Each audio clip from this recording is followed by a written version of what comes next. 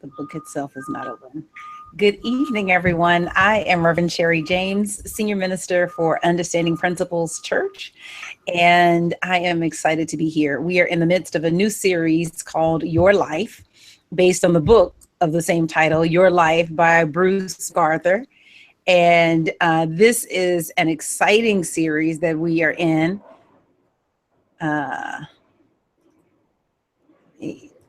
Okay, got sound playing in my ear. And let me go ahead and get the PowerPoint. So those of you that are in the chat room, that I posted the link in the chat room if you want to come into the film strip. The book, we're on chapter 2 of the book. That is, it is entitled Like Begets. Like Begets. Look at that mess. Sure, what'd you do? Like Begets. Okay. Save. Okay. Uh-oh. Now I got to do it again. All right. Mercy me. Mercy me. All right. I had set up the PowerPoint because there's a two-step process with this PowerPoint for making it appear. And I set it up ahead of time so that I would not have to, you guys wouldn't have to see the two-step process, and I still had to go back so you could see it. Alita says, I don't understand. If you are hateful to others, others will be hateful to you. That is going to be our conversation for tonight, because, and this, let me tell you something. So this is one of those conversations where if I were doing this in person, I would have a little candy dish. I would have some kind of sugar so that this would go down easy. So this is definitely going to be a lesson where you're probably going to say, ouch. I'm just going to tell you ahead of time that that's what it is. And be prepared. Be prepared. So let's jump right in. So before we get started, I want to kind of take a pulse, and I want to know what you know. Some of you have read the chapter, some of you may not have read the chapter, but I just want you to answer on the strength of what you know.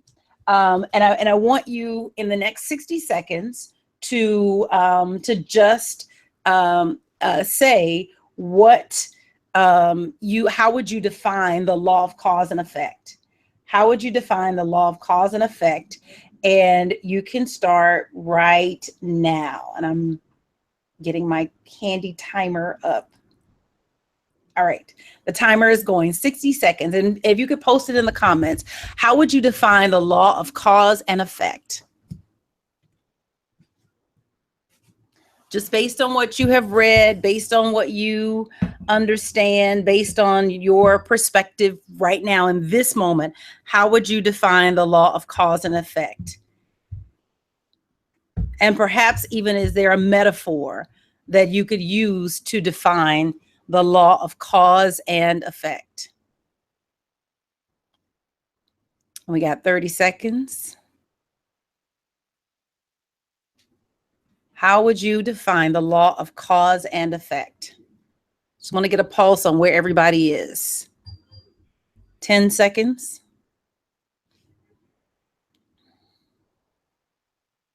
Define the law of cause and effect. Okay.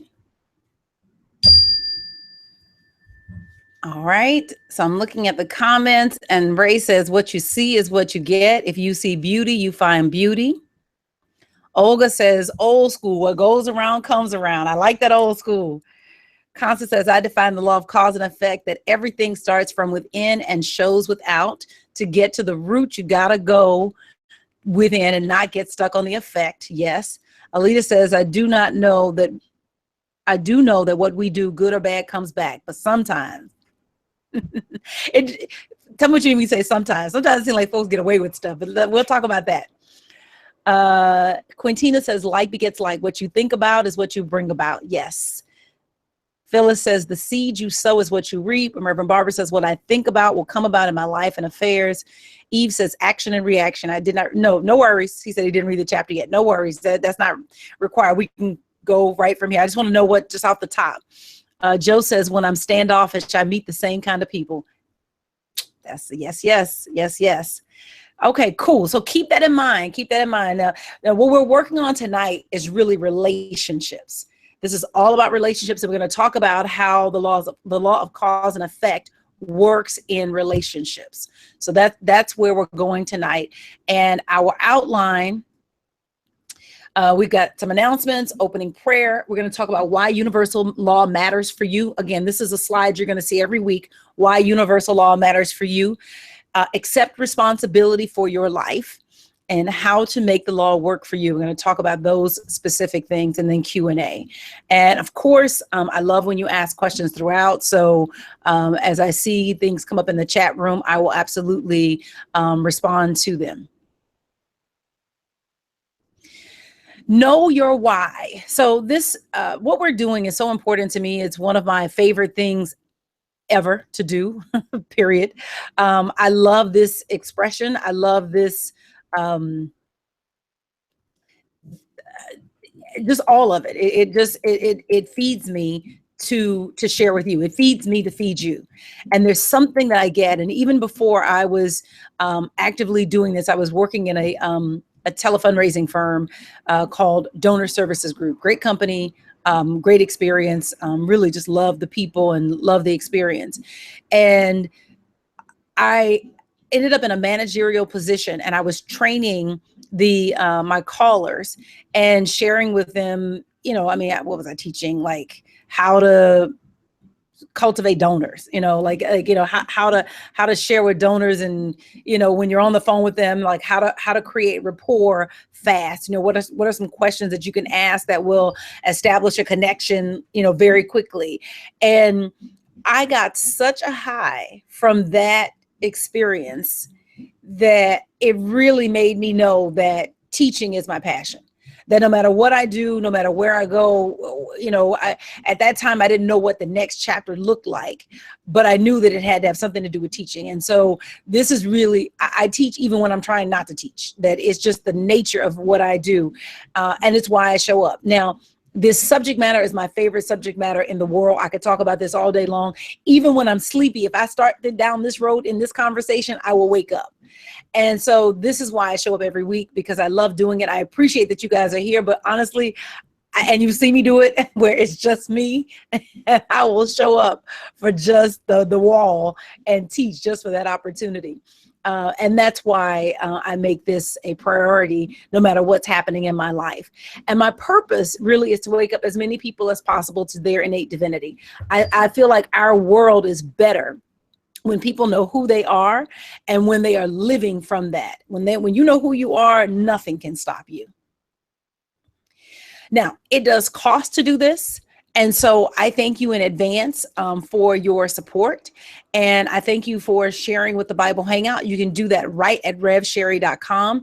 And please know that the seed that you sow goes towards getting this ministry around the world, reaching out to more people. What I've been working on is just the format. I think you're seeing some of those changes, and it's going to continue to improve so that this is able to go around the world and to touch people. And I thank you in advance for your support. And please know that a gift of any size is greatly appreciated, and it makes a difference.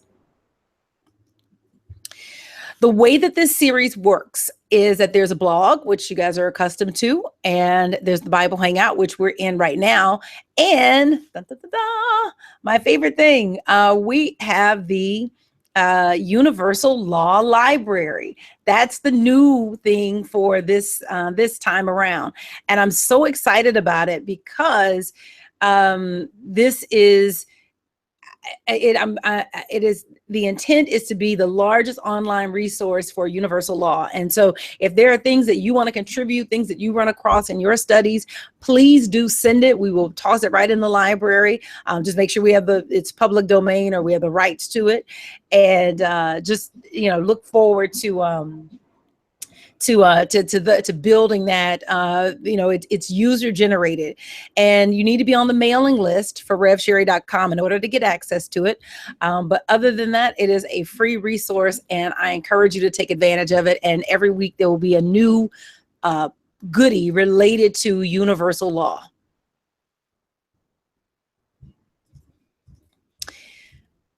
Oh, I just described that slide. Let me keep going. Panorama of Truth is coming. They actually extended the deadline for getting your money in. And so you can contribute up until June 25th. And our theme is transforming pieces into peace. Transforming pieces into peace. How do we take the puzzle pieces of our lives, of the things that we're connected to, and use them to establish peace in our life, world, and affairs? Please come on out.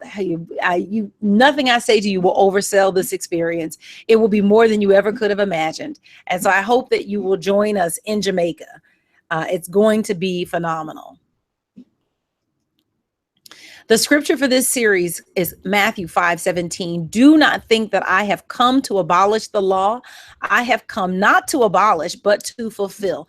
This entire series is about fulfilling the law of God. Fulfilling the law of God, that when an airplane fulfills the law, it flies. When it does not fulfill the law, it crashes. When you fulfill the law of gravity, you stay upright. When you do not fulfill it, you crash off of the side of a building, jumping off of a building. That what Jesus came to teach us to do, he did not come to get rid of the law. He came to teach us how to cooperate. One of the definitions of the word fulfill is to cooperate. So this entire series is about cooperating with universal law, God's law, which is unchanging, which was not gotten rid of by grace, but was absolutely demonstrated by Jesus, how you fulfill, how you cooperate with law. And so let's just take a moment to just relax and remember that there is only one power. There is only one presence. That power, that presence is God. It indwells us. It's the truth of who we are. It is our true expression. And I give thanks and praise for the energy and the intelligence that we call God that's permeating the airwaves tonight, that you are reaching through every seeming barrier and touching our hearts and softening us for the receptivity of spirit, that there is a movement that's happening, that men and women are changing, their lives are being shifted, and we are part of that, that the discoveries that we make in ourselves don't just benefit us, they benefit all of humanity. And we are moving in a new direction with new energy and new vitality. And I'm so grateful that you chose us to be the group of people to move it forward. And so I thank you for every revelation that we have this evening, that it moves us forward materially, but it also moves forward the entire planet. In the name and the nature of Jesus the Christ, let it be so. And let's go. Amen. So why universal law matters for you. So this, like I said, what we're looking at tonight is relationships. And your application of universal law is the determining factor for how everything, including people, show up in your life.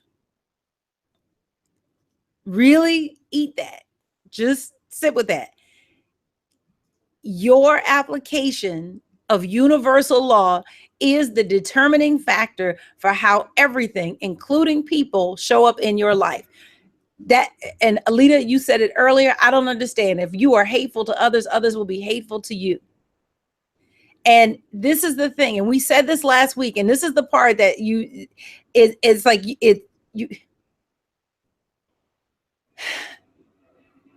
I can't even think of the words to say to quite describe it.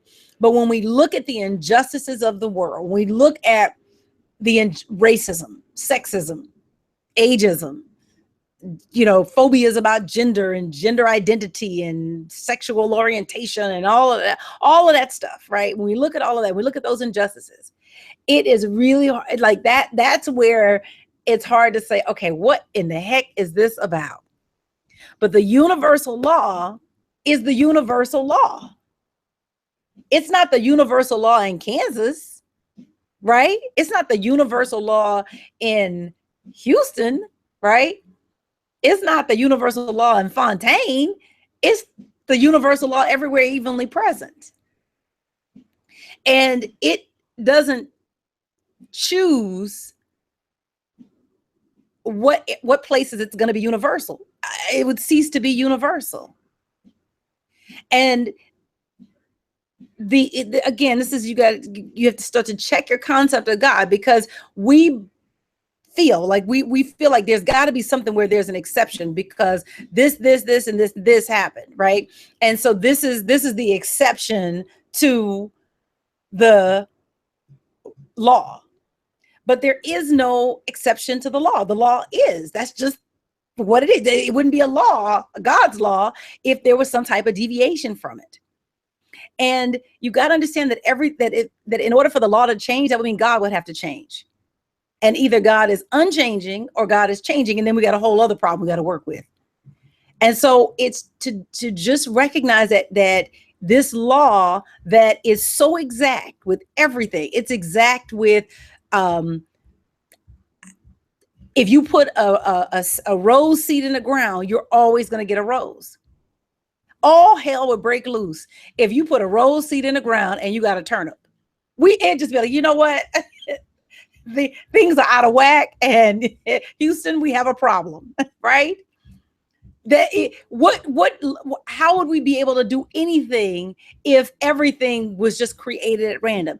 And so it also follows in, how would a God that is so precise, that like the reason that we're able to put a man in space or put people in space, let's get off of that man thing. The reason we're able to put people in space is because we're able to calculate precisely a landing and know within an exact, give or take, where it's going to land. We know that. We have that kind of exact nature to the universe. And how is it that a God that would be that exacting? I mean, that, like, it's a painstaking exactitude, right?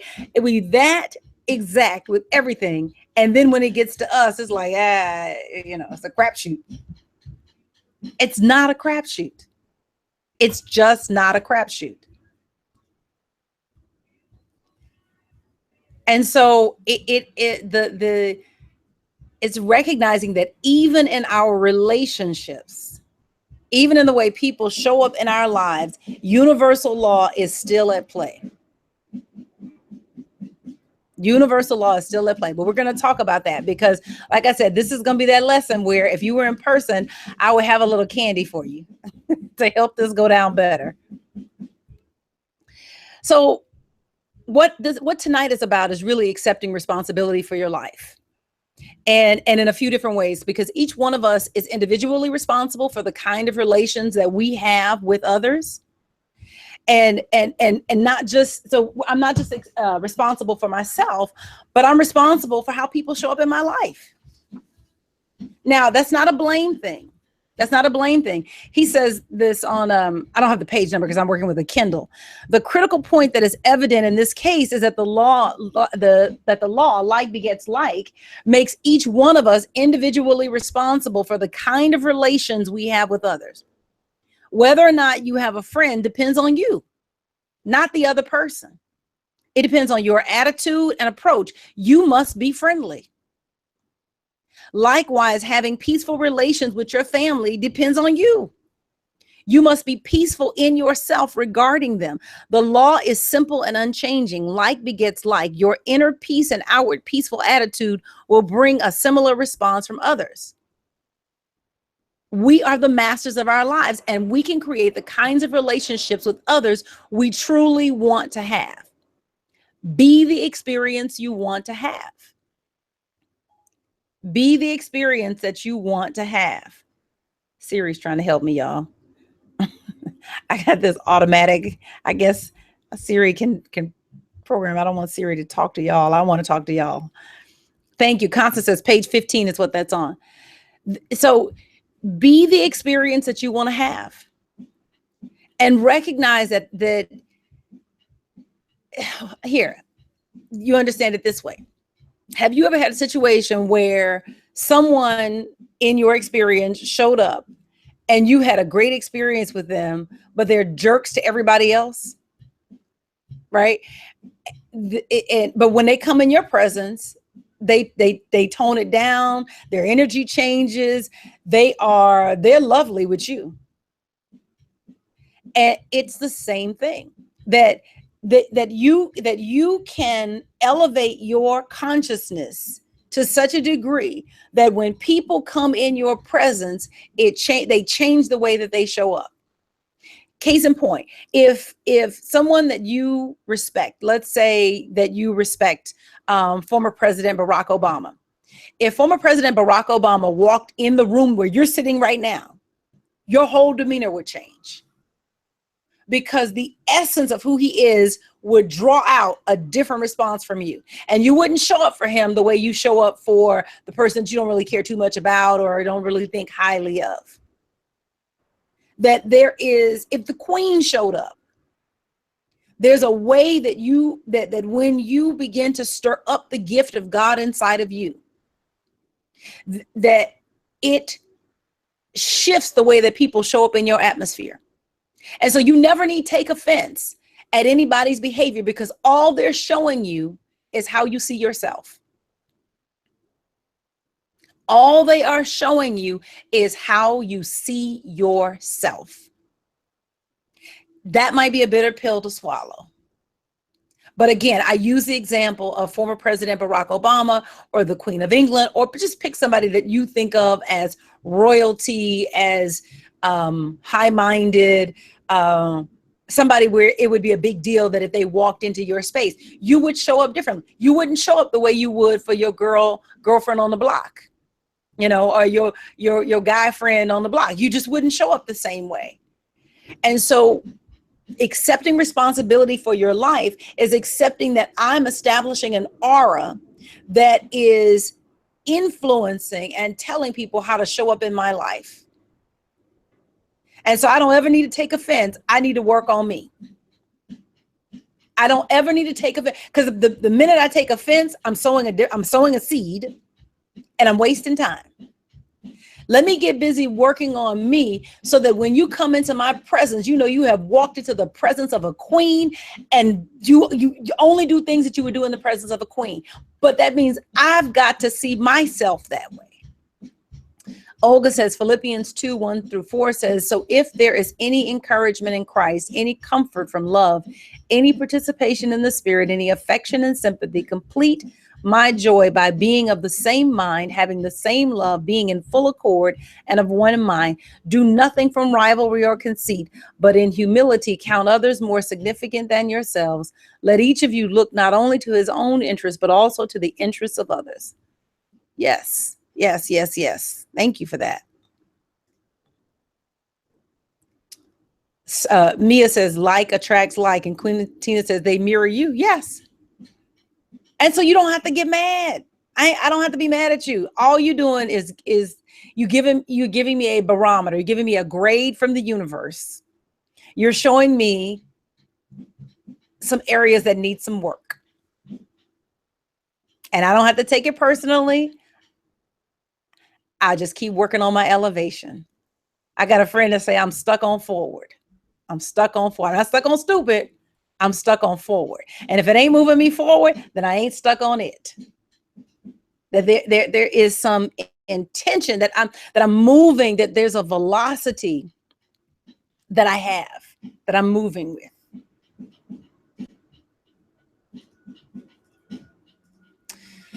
So in the comments, what I want to know, I want you to bring to mind a relationship that you want to improve through right application of divine law. And I'm gonna just take 60 seconds. If there's a relationship that you want to improve, what do you want to work on? Do you want to work on maybe your marriage? Maybe there's a relationship with a cousin or somebody who was really close to you. In the comments, and we're going to work on that relationship tonight. We're going to apply these principles of law to that relationship. What relationship do you want to improve on? And we're going to deal with that. Because here's the thing, the way that this works is you got to work it. You got to pick something and begin to practice it. So in the comments, where do you want to see some improvement through right application of universal law?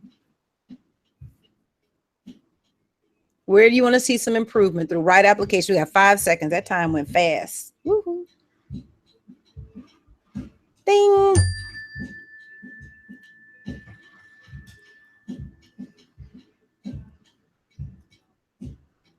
Andrea says, my marriage may continue to get better and better and better. Yes, ma'am.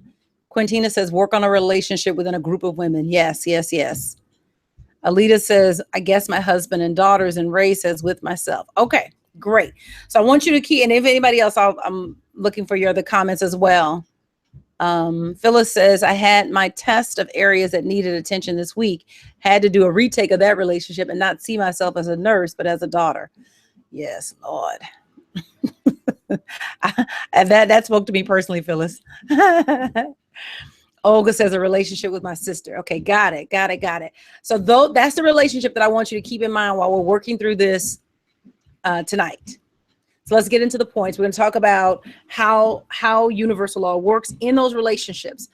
So the first thing is to recognize that like begets like everywhere. Like begets like everywhere. And he has this in the book, and I thought it was powerful. And what he says is that dogs beget dogs, cats beget cats, apples beget apples, right? I'm looking for it exactly. Hold on. Okay. Constance, if you have the page that's on, it's like a little chart that he gives, where he's explaining, it looks like page 13, but it says dogs beget dogs, cats beget cats, pine begets pine trees beget pine trees, apples beget apples, humans beget humans. Incidentally, this is in relation to what we were talking about with reincarnation and why I tend to go with what Reverend Della taught, which is that like begets like, that for me to come back as something else would violate the law of like begets like. But then he asked the question, and I thought this was powerful. He said, imagine the chaos that would result if dogs were to beget other creatures at random, or if we had no idea what would come up when an acorn fell upon fertile soil. And if you just sit with that and just realize that, like, if this thing were just random, if you couldn't count on anything, one day the sun come up, next day the sun don't come up or rotate.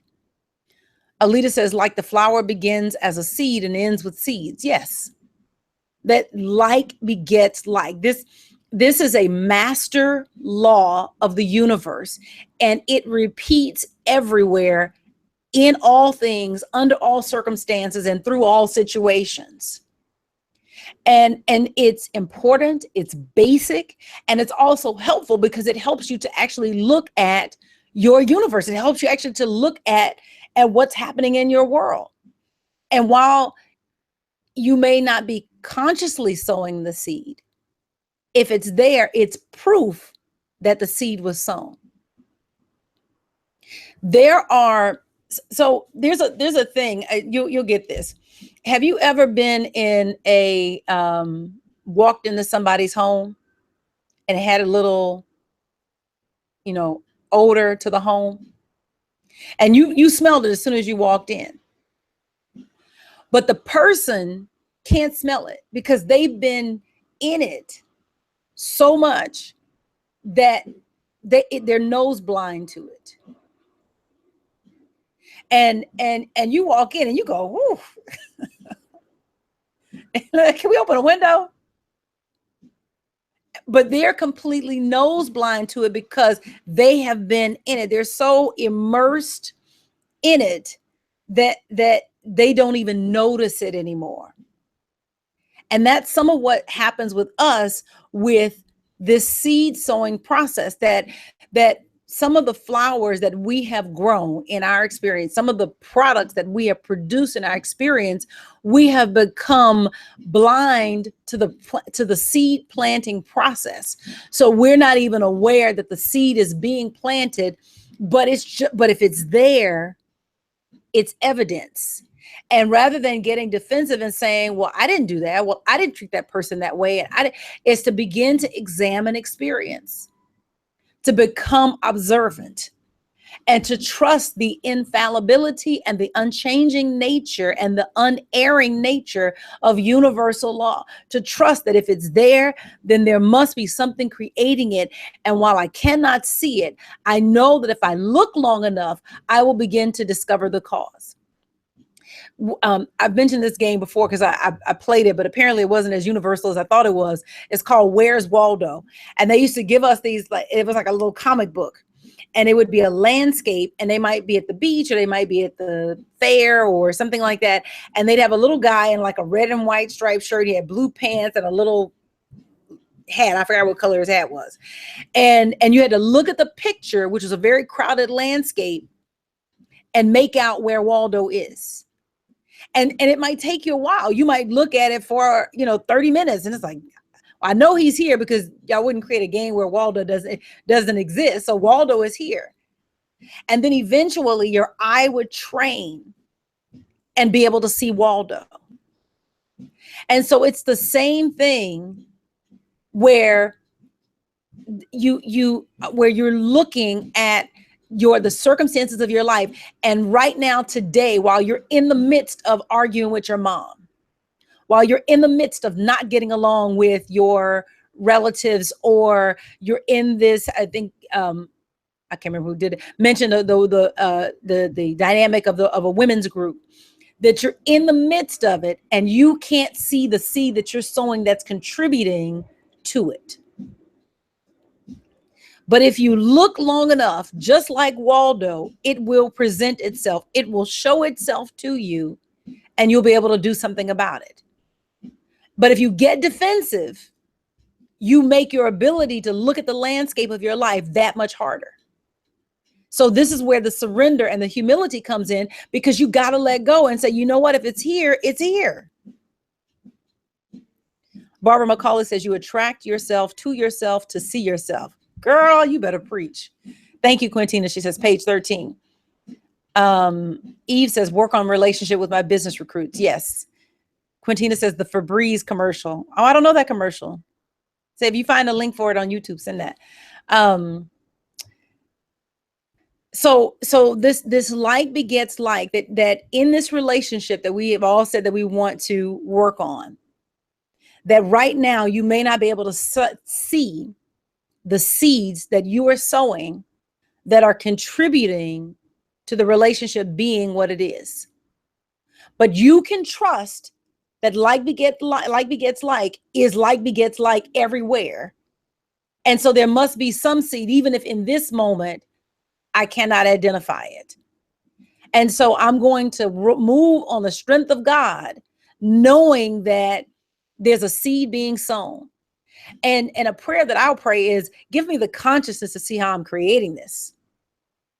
Give me the eyes to see. I call on divine love to work whatever miracle needs working in order to lift this lens from my eye.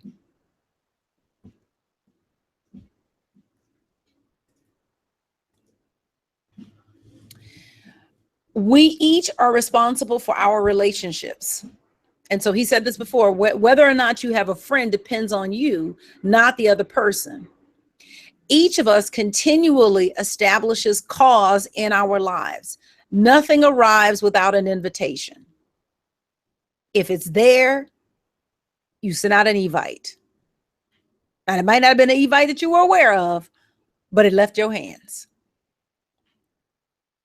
And the solution to changing it is in your hands.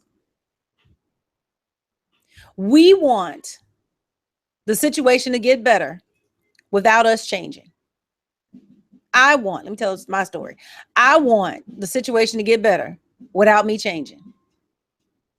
And it just don't work that way. That's just not how it works.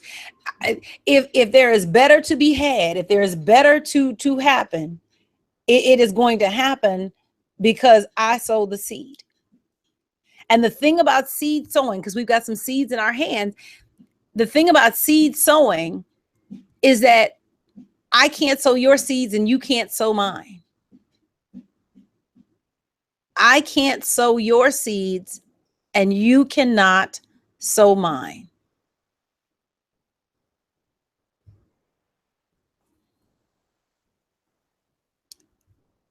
Maybe I put an example in the blog. I said, my choice to drive safely creates a safer driving experience for others, but no one can drive safely for me. Only I can drive safely for me. The wheel is in my hand. And as far as the relationship in your life, whatever the relationship is, the wheel is in your hand. It's in your hand in the form of your thoughts. It's in your hand in the form of your feelings. It's in your hand in the form of your words that you speak, the actions that you take, the reactions. You can sweeten any relationship. No matter how far gone it may seem, you can sweeten it. There's a what was that movie called? I don't remember what it was called, but they had this book called The Love Dare. It's a real fundamentalist film, but it still worked on principle with the Love Dare, and it was a 40-day thing, and this guy was trying to win his wife back. And in that 40 days, it was all of these selfless acts that he had to do. And what was powerful about it was not just that he did these acts and it began to touch her heart, but it started to transform him. Because when he started the film, he has a pornography addiction, and he's not willing to give it up. And by the end of the film, there's something happens in that 40-day period where him giving to her changes him. He started giving to her to change her, but his giving to her changed him and changed them in the process. And so the driving element, the operant power in your relationship is in your hand right now. Now, that might be a hard lesson because I've been in some situations. I've told you guys this story before. I used to belong to an investment group, and I thought those were some of the most socially challenged women available. They all ended up in the investment club that I was in. And I thought that they were just painfully harsh to one another and harsh to me. And in the moment, I couldn't see how the seed that I was sowing that contributed to it. Today, I can look back. This is hindsight. I can't tell you that was what was going on in the moment. But in hindsight, I realized that the operant power was in my hands, that there was an action that I could take that would change the dynamic for good in the relationship. And I'm saying that that's the case in your marriage today. There is an action that you can take today that will shift the energy just a little bit. And if you keep doing it, it'll shift it permanently. There's an action that you can take today that will begin to shift the experience. Alita says, this is one of those sermons Reverend Johnny used to preach, and mentally I would be out of the church and driving home. Yes, I did learn to try to figure out what I had done, but rarely figured it out. But here's the thing. Even if you never figure it out, you can still work the law to your benefit. Even if you never figured it out, you can still work the law to your benefit. If you just decide today, for the next 40 days in my marriage, I'm going to do something kind for my spouse, you would shift the dynamic of that relationship. It would change.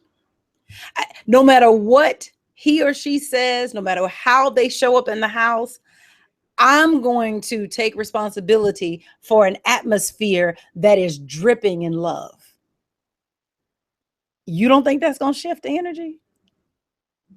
Every day they come home, everything is just nice and good looking and tender. Come on, Quintine, I know you newly married. I know you know this.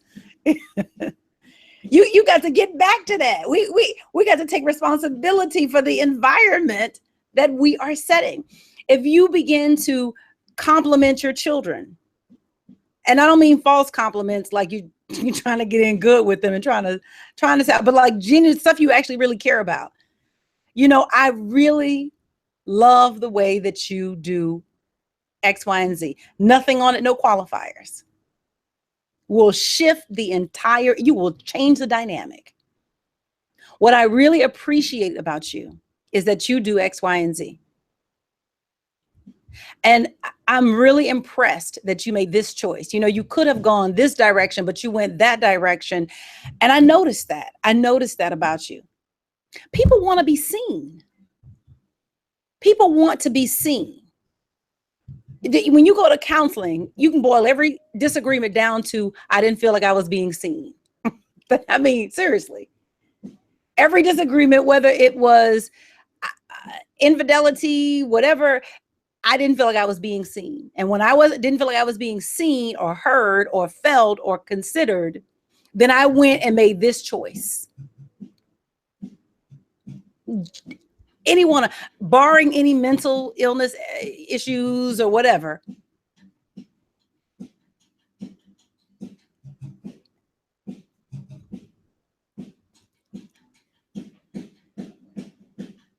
Quintina says, I am the change I want to see. And Phyllis says, a good way is to reward yourself with something wonderful. Phyllis, you hit it. You could change your relationship with you. What if every time you walk past yourself in the mirror, you said, you know what? I appreciate this body. I love you. I love you. I'm so grateful that you continue to operate properly. You don't think you shift your relationship with your body? This is a law. All you got to do is sow the seed. All right, I'm off track. Let me keep going. I want to make sure I get it all in, because last week I went over and I didn't realize I went over. Question your experience for its lessons. Question your experience for its lessons. So here's the thing. Every experience comes for the purpose of expanding you in a positive way. There's some good that the experience wants to draw from you. Now, we allow pain to push us until we learn to let love lead us. So in this relationship that you want to improve, what is it that you want me to understand? Not the person, but the experience. You question the experience. What do you want me to understand? Is it being more patient? Is it being more compassionate? Is it being more thoughtful? What is it that you want me to grasp? He tells a story in the book.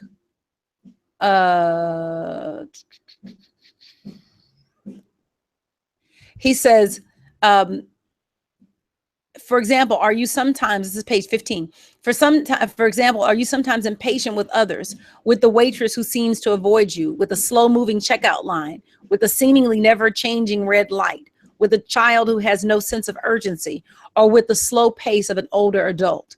If so, the universe is trying to tell you through the feelings that you experience in these situations that you are impatient.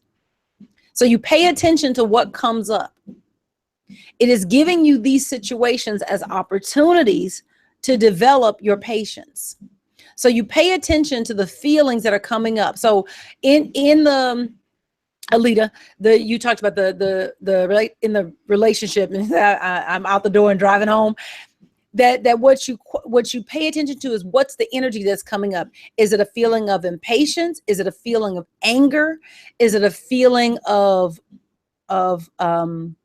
fear? Is it like you're trying to boil down what's the consistent feeling that's showing up?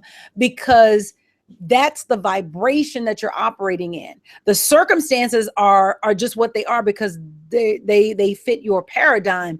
But if you remove the circumstances, you would find some other way to feel those same feelings because the feeling is in you.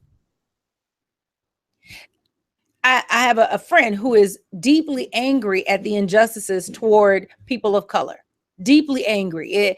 You can barely talk to this person for more than 5 minutes before that seeps into the conversation. And I was having a conversation. I was saying, consciousness determines form, and I was trying to say something that would be helpful. And later, Spirit said, you know, angry people will find anything to be angry about. Remove the thing and they will just find something else to be angry about. It's not the people, it's you. You've got to settle the anger in you. You've got to settle the spirit of impatience in you. You've got to settle the sense of dissatisfaction, of just emptiness. You've got to settle that in you. Another person can't do it for you. You have to do the work. Those seeds are seeds that you have to sow. Olga says, I have seen the shift with myself and sister by using words of endearment, i.e., how are you today, beloved? Hello, beautiful. How was your day, etc. Yes, yes, yes. That I am the operant power in this. I have authority and dominion in this, and I have the ability to do something about this. I don't have to just stay in that vibration. Alita says, God is love. God made my body. Everything God makes is good. My body is good. My body is my friend. I say to my body, you are a good body, made from God for God. I love and appreciate you. Yes. Yes. You will shift the dynamic of your entire experience by doing that. And so I want to give you the rest of what he says in the book that I thought was powerful. Is he said, so apply to the example above where the person was impatient. And he said, and you were trying to apply this like begets like. And he said, so what you come up with is patience begets patience. That if the feeling that you are experiencing is impatience, but what you want is patience, then you realize patience begets patience. If the feeling that's coming up is anger, you realize that anger begets anger. Then what's the opposite of that? Well, happiness begets happiness. Love begets love, because you won't find hate in love. If there's some hate in there, it's not love. And there's some love in there, it's not hate. And so he says that you can then state it as a personal law. So if I am to have patience shown to me, I must show patience to others. If I am to have happiness shown to me, I must show happiness to others. You know, when people leave your experience, what do they feel like? Do they feel uplifted or do they feel drained? Are they like, ooh, I need to go have a drink after that conversation, you know, or I need to go lay down? How do people feel when they leave your experience? How do they feel? And how they feel is a function of what the energy that you are emanating when they come into your experience. And good energy is far more powerful than bad energy. Somebody can be down in the dumps and go in the presence of somebody like an Oprah or a Dalai Lama or whomever, and they come out and they just feel lifted up. This, if anything, this is what we do on Sunday, is that we raise that vibration through music, through a powerful word, through words of affirmation and positive experience, such that when you leave on Sunday, you leave on this high that ideally keeps you up the whole week. But the thing is that you can be that for yourself and for somebody else right now. You don't have to wait. You don't have to wait till Sunday, and you certainly shouldn't leave it in somebody else's hands. Johnny Coleman said, sometimes I want to go to the picture show. If you're looking for me to be what lifts you up, you need to know how to lift yourself up. So like begets like. I put this in the blog. I said, you know, you may find yourself in this seeming perpetual cycle of lack. So you get to the end of the month and invariably you're out of money, right? And even when you get a little bit ahead, some unexpected expense comes along to eat up the extra money you thought you had, right? There just never seems to be enough. And you find yourself constantly thinking about money and your lack of money. And what the universe wants you to know through this experience, the feelings that are coming up, right, is that lack begets lack. What's the opposite? Abundance begets abundance. And so you must begin right where you are in the face of the lack to create a feeling of abundance. And you say, Sherri, how do I do that? That doesn't make any sense because I'm feeling lack. I ain't got no money. But this is the thing. The only way out of a cycle of perpetual lack lies in establishing a feeling of abundance and plenty right in the face of the seeming lack. And this is why Reverend Ike told poor people, you got to give. Because there's something that happens when you give. That on a very small level, that something shifts in your mind that says, I have something to give. And most people, if you say, what do you have? They say, I don't have anything. But yes, you do. You do have something.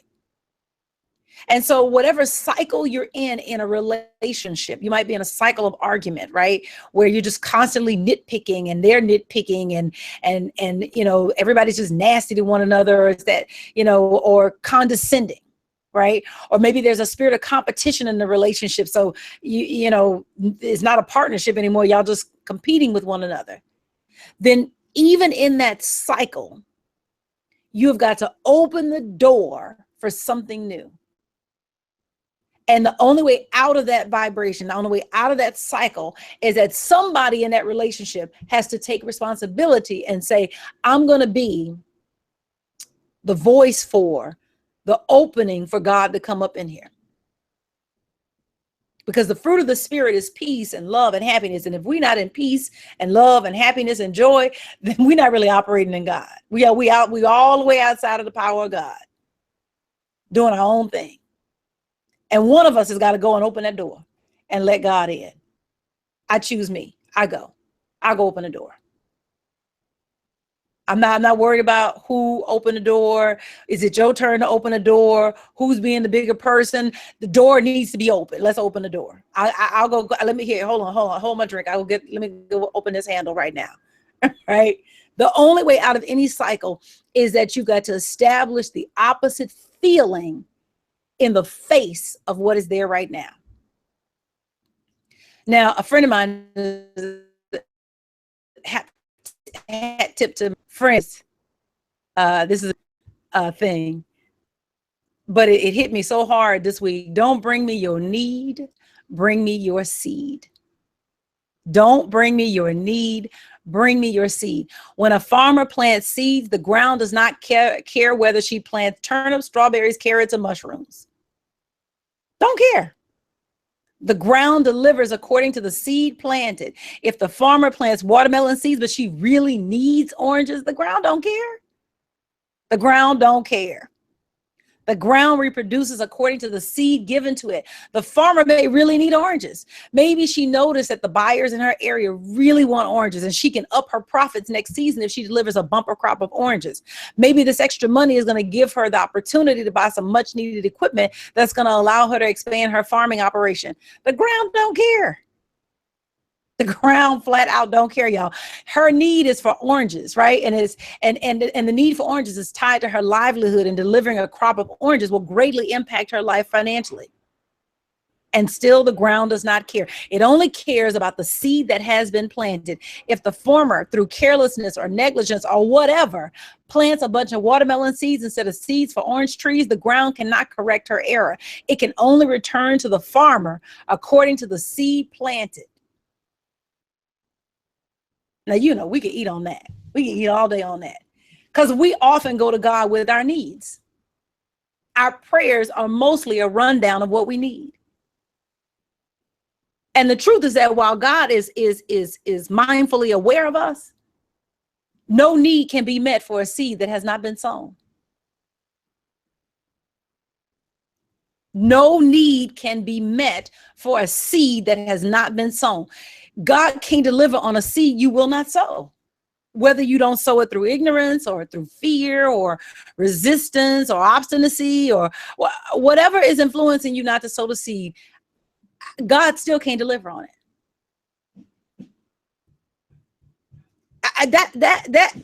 We in the Bible Hangout past the plate. Concept, that was some good food to chew on right there. God cannot deliver on a seed you won't sow. Don't bring me your need, bring me your seed. Alita says, what about the weeds? We didn't plant them, but they, if the weeds are there, baby, yes, we did. Because our responsibility is the soil.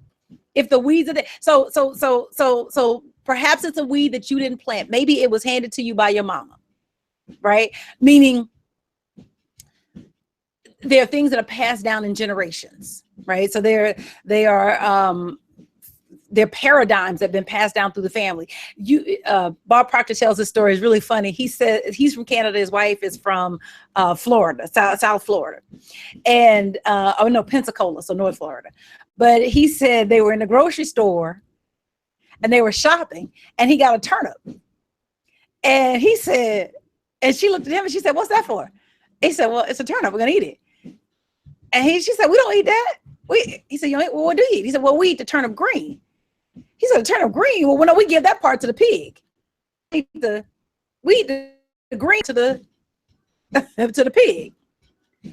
And he was making the point that, when you come together, that you have these paradigms that are part of your life, right? How you've been taught to put things together.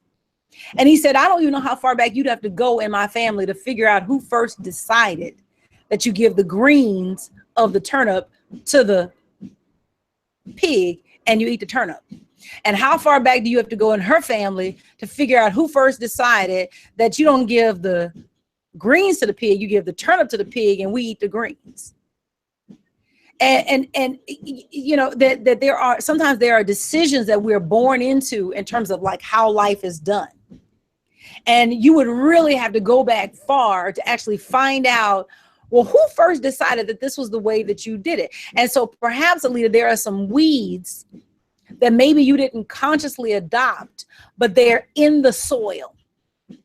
You still have a responsibility for them. The soil is your responsibility.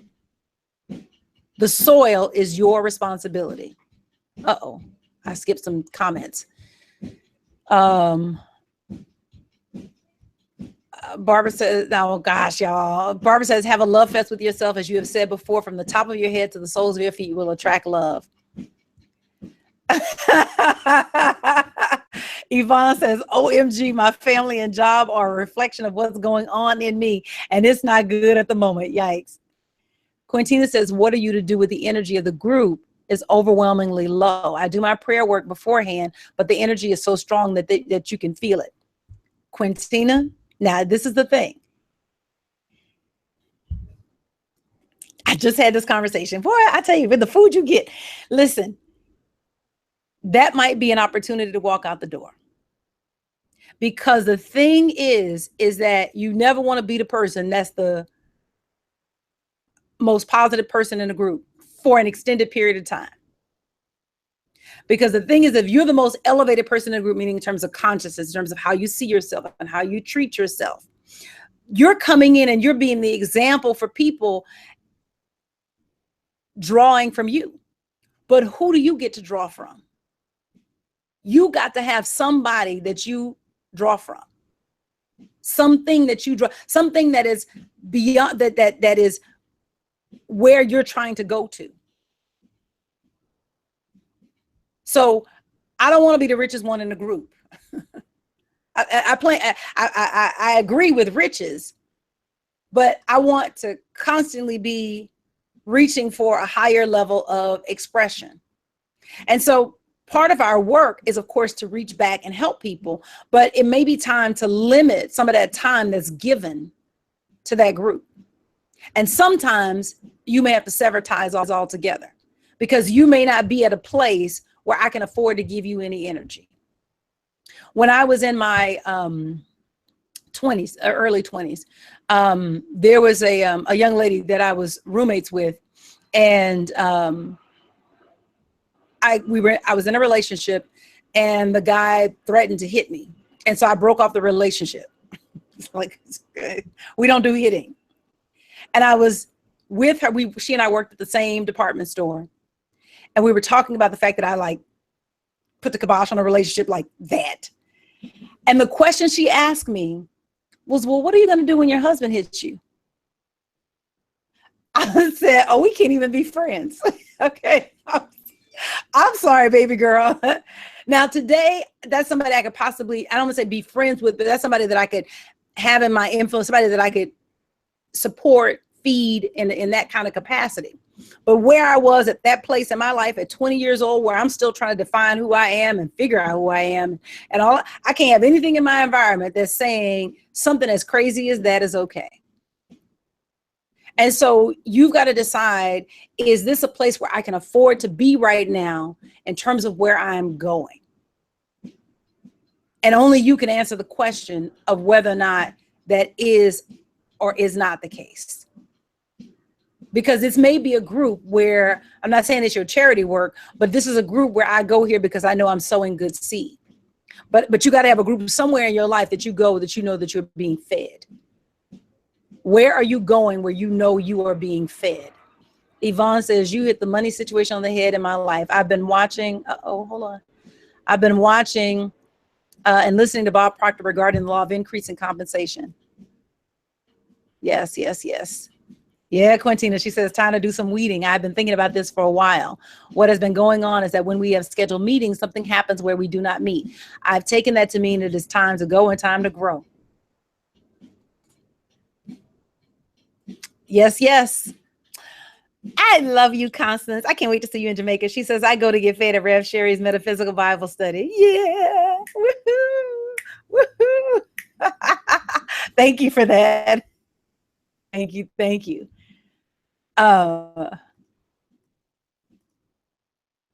Okay.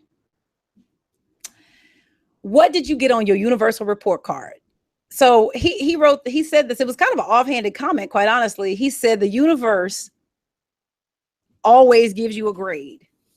I don't remember what page it's on, but the universe always gives you a grade.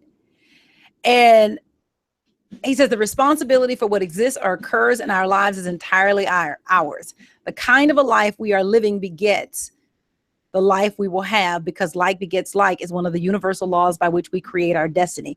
It implies in all aspects of our lives, and as a result, the universe brings to us actions, situations, emotions that reflect what we have expressed or held in mind toward others.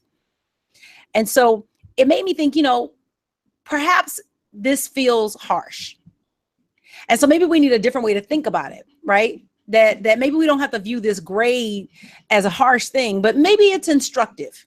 Like in elementary school, where we used to get grades for how we played in the playground and we interacted with our peers. And so you would get a report card and it would be a series of S's, N's, and U's. And the S is satisfactory, and the N means you need some improvement, and the U is just totally unsatisfactory. And so perhaps we need to apply this grading system to our life experience to kind of help us take the sting out of realizing that we beget our life experience. Because in truth, what you are like, your life is like. But instead of grading yourself on this harsh academic scale of A, B, C, D, and F, maybe we just need to go back to elementary school and be S, N's, and U's. So some experiences are satisfactory, right? So I got an unexpected trip to Park City, Utah. Satisfactory. Some need some improvement. I have a bill that I need to pay, but I only paid a part of the bill. That's an N, need some improvement, right?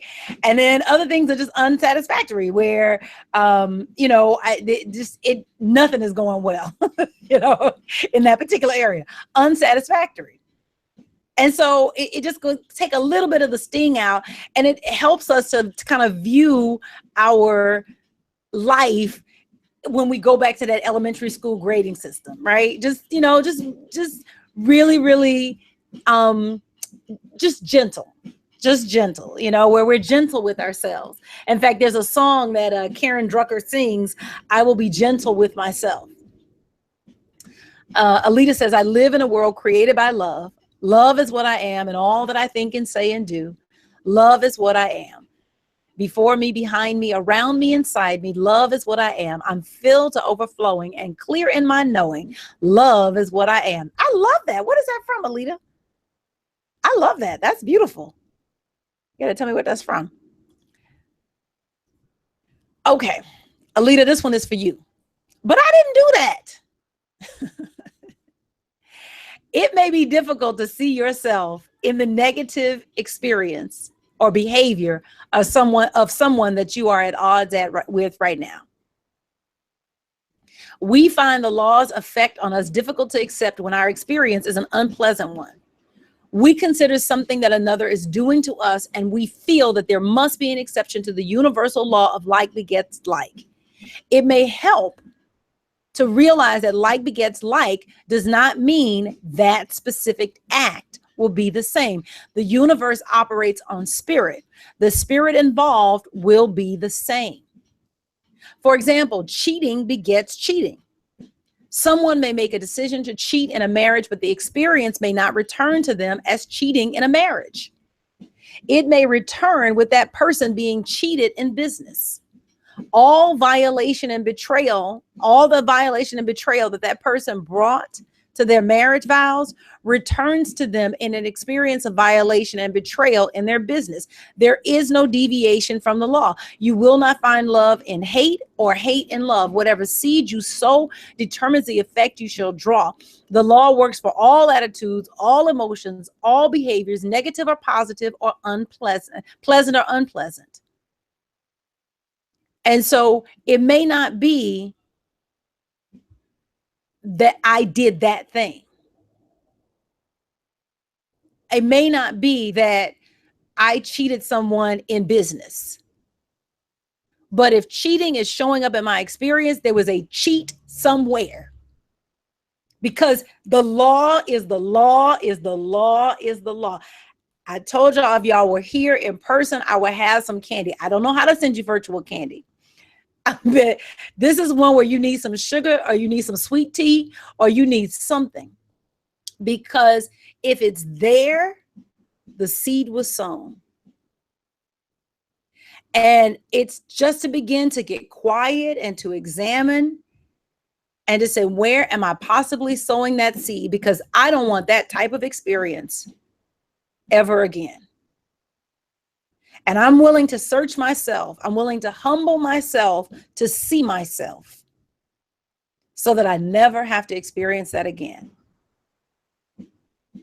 I know of someone who lived a life of infidelity in their marriage. And the way that it showed back up was in their business. Because the spouse was faithful. Spouse never went anywhere. But in their business, they got cheated in a way that was devastating. That literally changed the course of their career. The law is undeviating. What happens when we look at people and it looks like they're getting away with something is that we want the law to be linear.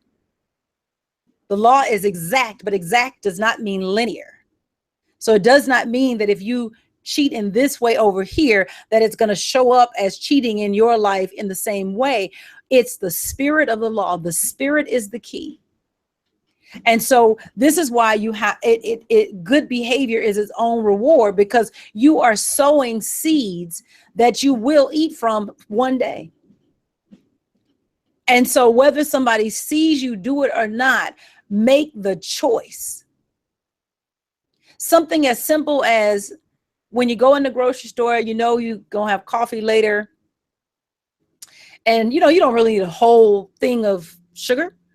But they got the sugar that's out at Starbucks. So you know you get a few packets. The law is the law is the law is the law. Because inside that mentality, because this is what's happening, inside that mentality where it's like, you know, I'm not buy a whole box of sugar. I just need a couple packets. So I'm going to grab these over here at the Starbucks that's inside the grocery store.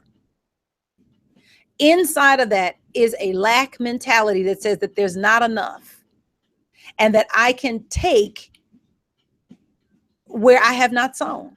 That sugar that's out, that's just sitting out, that's not for non-customers. That's for the people who bought from Starbucks. Now, nobody may see you. Or if the store manager saw you or the security saw you, nobody may say anything. But baby, the universe saw you. And that's really the cop you want to be. When Paul said, I'm justified, I want to be justified. I want to be found right with the law. I want to be found right with God. That when the crop comes up from the seed sown, I want stuff that I actually want to eat from.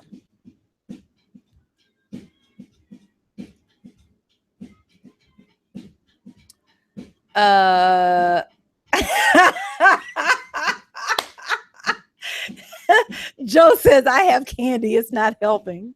I love you for that. Thank you. Mia says, do you think it is possible to receive karma before you ever release the energy cause? Oh, you said I'm thinking of the, I'd have to sit with that, Mia. I don't know if other people contribute to your karma because it requires your agreement. I think that other people can condition you and you don't know any better and you agree to it because it's mama, it's daddy, it's, Reverend Della tells this story of, being a little girl on the floor in the kitchen and auntie who comes over, who always brings you the candy, and they're having a conversation in the kitchen. Now, you love your mama, you love auntie. Auntie's the one that gives you candy, and they're talking, and the mama is telling her something about daddy, and the auntie says, all men are dogs. Now, you don't know dog, you don't know man, you don't know any of that, but auntie is who gives you the candy. And so this is going in your subconscious mind. And now you get up and you're a woman of age and you're trying to start a relationship and you are meeting people. And in the back of your mind is this programming, all men are dogs. So I think in that way we condition our children, but the children still have to agree. And every child doesn't agree with everything. Your children don't agree with everything that you tell them to do. So there's still some agreement. We never get around the agreement part, that in order for it to be in my experience, I still have to agree.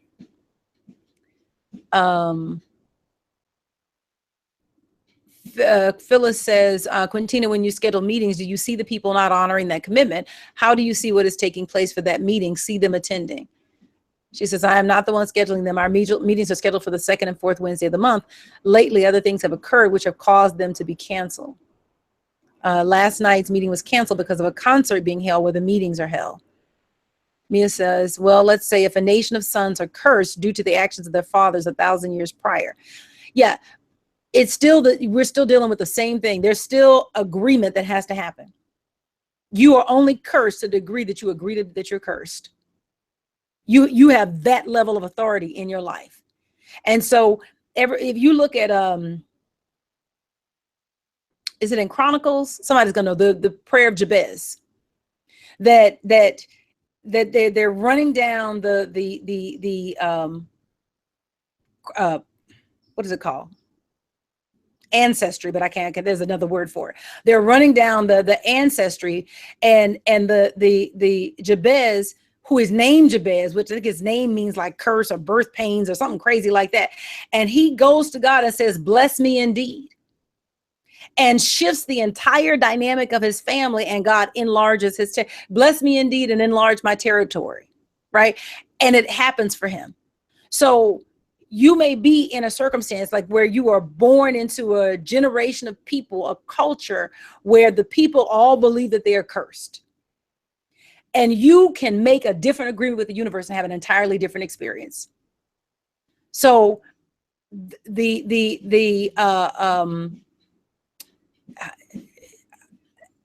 your karma sits in your hand. Thank you, Joe. She says lineage. That's what I was looking for. Yeah, they're running down the lineage. If somebody knows the book that it's in, give me that. First Chronicles 4. Thank you. There may be things in the culture. I can say this as a Black person in this country, that there are behaviors that we were born into, that in terms of the people, it's not innate to who we are, but it's in the culture. And so I remember going to college, And I became friends with this guy who was from Nigeria.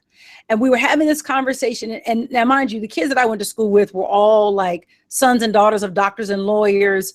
You know, everybody's coming from like Phillips, Andover, Exeter. Like these are all, you know, boarding school and private school kids for the most part, with a few folks like me sprinkled in. And he said, Sherri, I study with them. I know they know the answers. But when we get in class and they get called on, they don't give the right answer. Now, I've studied with them, so I know they know the answers. That the conditioning of racism and sexism and all of the isms we got in this country is so deep that you can be a privileged kid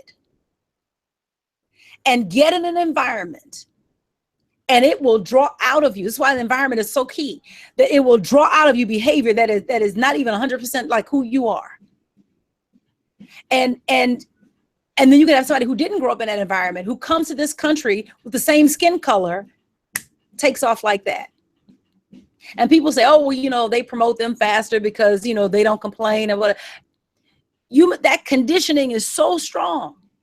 And this is why you've got to do your work to change your mind, because it's in the environment. It's in the environment. Everything around you looks like chaos. Everybody you know don't have enough. And so you start to think that this is my lot in life. They're keeping it from me. No, baby, if you don't bring me your need, bring me your seed. Yvonne says, I spoke up against injustice and unfairness to a leader on my job, and he retaliated to the point that there will be an investigation. She said, well, my daughter speak out against me. Mia says, yes, I took a universal law class a few years ago, and someone told me that DNA can travel up, and that has stuck with me, trying to undo some roots. But here's the thing. Just sow a new seed. Sow a seed for what you do want. Because the universe honors seed. The universe does not honor curses. The universe honors seed. Do not bring me your need, bring me your seed. And while there may be things that get passed down, they don't have to keep getting passed down. You can change it. It only takes one person to change a family. Bob Proctor, I got to cite him because I've been listening to a lot of him lately. He tells this incredible story. This is relatively recent. He's having dinner with some family members, with his brother and his sister and their families, and they end up making a plaque for him. And the plaque was congratulating him on the success that he has. And each person was going around the table and saying thank you, that when he was pursuing this thing on universal law. Bob Proctor only has a couple of months of high school. He's not a high school graduate at all. He has a couple of months of high school, and his, first time he started to make money, he was cleaning floors. That because he really got this idea and he started studying Think and Grow Rich and reading it every day and trying to work these principles, and everybody thought he was crazy doing this, that because he did it, it changed that the privilege that his family members now have, they only have because he stuck to it. People gonna think you crazy. They're gonna be like, no. The reason we don't have is because the government policies of this and that. And I'm telling you, if you hang on to this, you will change your entire family. The challenge is we don't have enough people to hang on to it. Everybody's running around talking about what we don't have, getting caught up. Stop watching all these politics. Whatever they're going to do to that man, they're going to do to that man. Let that happen. Because even if they didn't do something, his own error of thought would bring him down. His own error of thought would bring him. Look at something else. Feed your mind with what's going to lift you up. Eat what feeds you. Don't eat. I messed up my camera. Don't eat what is going to destroy you. What pulls from you. Y'all, I had to mess the camera feed up. Okay, there we go. I mean, seriously, eat what feeds you. The politics, this news cycle, it's not feeding you. Reading about how dire things are for the Black community, it's not feeding you. It's not feeding you. Ray says, thank you, Reverend Sherri. Great story. Black Africans tend not to have the same mental conditioning. Yeah, go get you some good African friends. I mean, seriously, get out of this country and go experience life somewhere else so that we can come out of this paradigm. There's a paradigm The world that looks the way that it does, it looks the way that it does because of the paradigm that's happening inside of us. But we can shift that.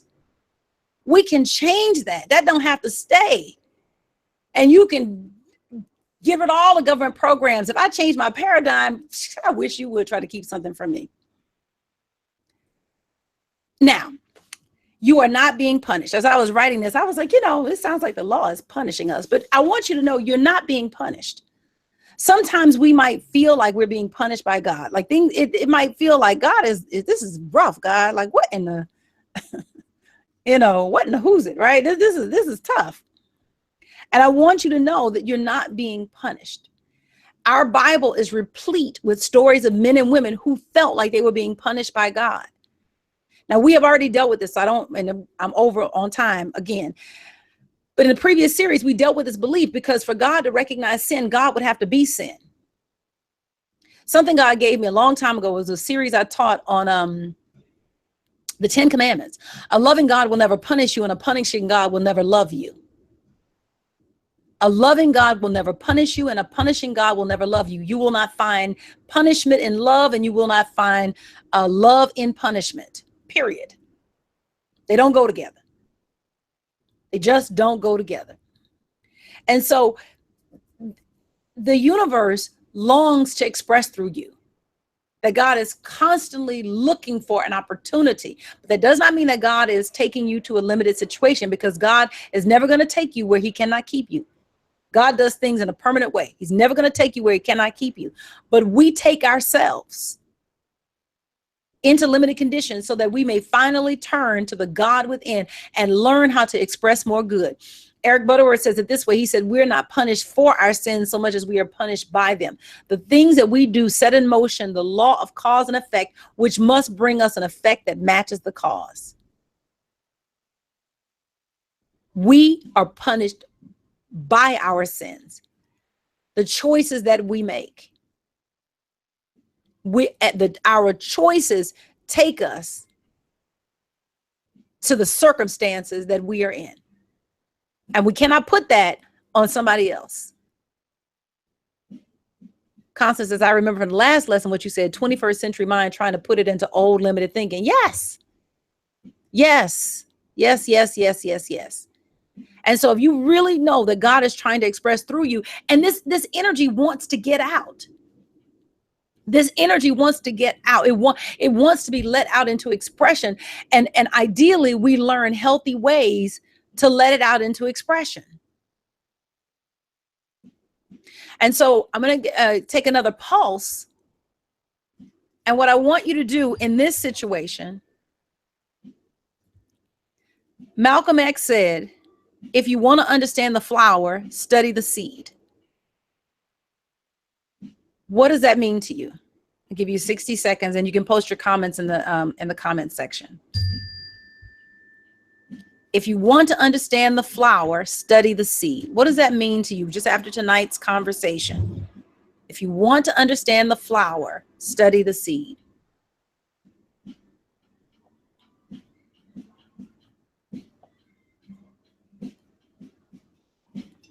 If you want to understand the flower, study the seed. In lieu of everything that we've talked about tonight, what does it mean to study the seed?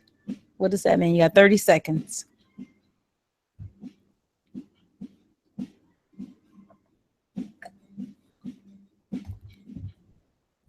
If you want to understand the flower, study the seed.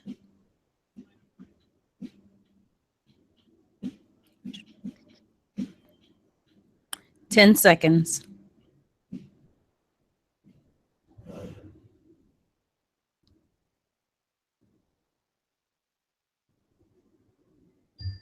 Ooh. That wasn't that loud.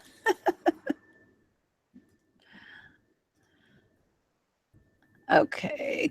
Olga says, the seed will grow, but you must plant in good soil and know the good soil. Yes, yes, yes. Constance says, since I want to understand the laws of abundance, I must study the way the law works, read about it, chew on it, implement the ideas and instructions, study prosperous people, ideas, etc. Yes, yes, yes.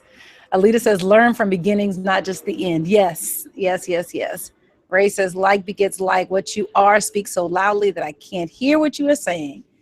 Amen, amen, amen. Quintina says that we are to look at what is going on within us.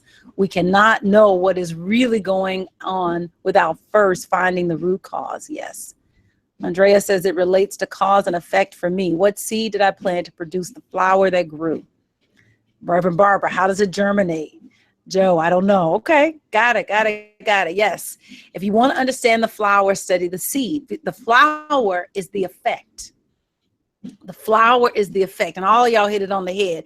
The flower is the effect. And so if you're studying the flower can't tell you how it got to be the flower. You got to go back to the seed. You got to go back to the thing that became. You don't study the oak tree to understand how it became an oak tree. You got to go back to the acorn and say, what's happening in the acorn? And so, Constance, to your point, in terms of prosperity, that money is an effect. Most people study money. Most people study money, and that's why they run out of money, because they're studying the effect. And so you've got to go back and study the seed that creates money. Now, here's the thing. The seed doesn't look like the effect, the end result all the time, right? So the seed that produces the apple tree doesn't look like the apples that are growing on a tree. Although when it goes through the cycle, it does cycle back to seeds, what Alita said earlier. But the seed that produces the apple tree doesn't look like an apple. It's a seed. The seed that produces abundance is helping people. That's what produces money. The seed that money is an effect. You don't study money, you study the seed. You study helping people. Helping people, because where's money going to come from? It's only going to come from other people. And why are they going to give it to you? Because you have something that helps them. You give your money to CVS because it helps you. They have curated a series of a product mix that helps you. And whether you go to CVS or Rite Aid or Walgreens or whatever what is it called, Duane Reade or whatever the one is in your area, they have curated a product mix and organized it in such a way that it appeals to you. And I would bet money that maybe you go to all of them, but there's probably one that's the one that you like the most. And so they have studied you. You're their target customer. They have studied you, and they've said, what's the best way that we can help her? And they have organized their product mix to serve you. So the seed to money is helping people. Help people, and they will give you their money.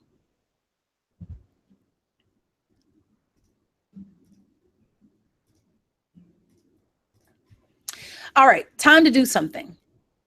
In what ways can you establish a better cause in the relationship you want to improve? So each of us identified a relationship that we want in. And so now that we know that our responsibility is establishing perfect cause, that our responsibility is the seed sown. So the question is, in what ways can you sow a better seed? And then take some time after this video and develop an action plan for establishing a better cause. So perhaps you said, you know what, I want to improve my relationship with my husband. So what I'm going to do then, and where we are challenged is here in handling money. Let's say that's where that every time we get ready to handle some money, we are, a fight breaks out, right? In what ways can you establish a better cause in the relationship? And then you need an action plan. Well, here's what I'm going to do differently, because we need some peace around this. In what ways? And so you need an action plan so you can go and research how couples have handled money in a peaceful way. You need an action plan. And so then you have some ideas and you come back and you say, baby, listen, I want us to do something different because I care about our relationship. I care what's happening with us. And I want a different experience. I love you and I want to love you deeply. And I don't want this to be an issue in our relationship anymore. And so I've been doing this research and I think these are some things that can help us in terms of how we handle money. And let's say that that's rejected. Okay, let me try something different. Is that I keep coming back to it because I'm establishing perfect cause, right? I recognize that cause sits in my hand. So what can you do to establish a better cause? And then what's your action plan for following through? And then finally, leave me a comment on this YouTube video and let me know what, looking at the time, y'all. Let me know what what resonated with you. What was your biggest takeaway? What can you do differently? And how you can allow this information to stretch you. Thank you so much for tonight. Any questions before we get out? Any remaining comments? E says, study the root cause of a challenge. Yes, yes. I know. That's why we had to break this chapter up. So next session, we're going to finish chapter 2. And in this one, we're going to talk about how not to use the law of cause and effect. So we're going to take it further, still dealing with relationships. We're going to take it further and look at the rest of chapter 2. It's a meaty thing. It's a meaty thing. Yes. Wonderful.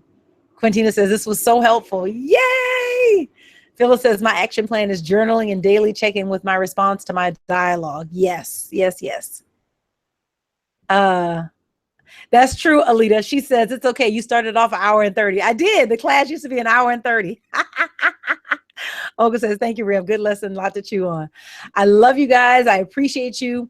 The rest of chapter 2 next week. All right. God bless. Have a good night.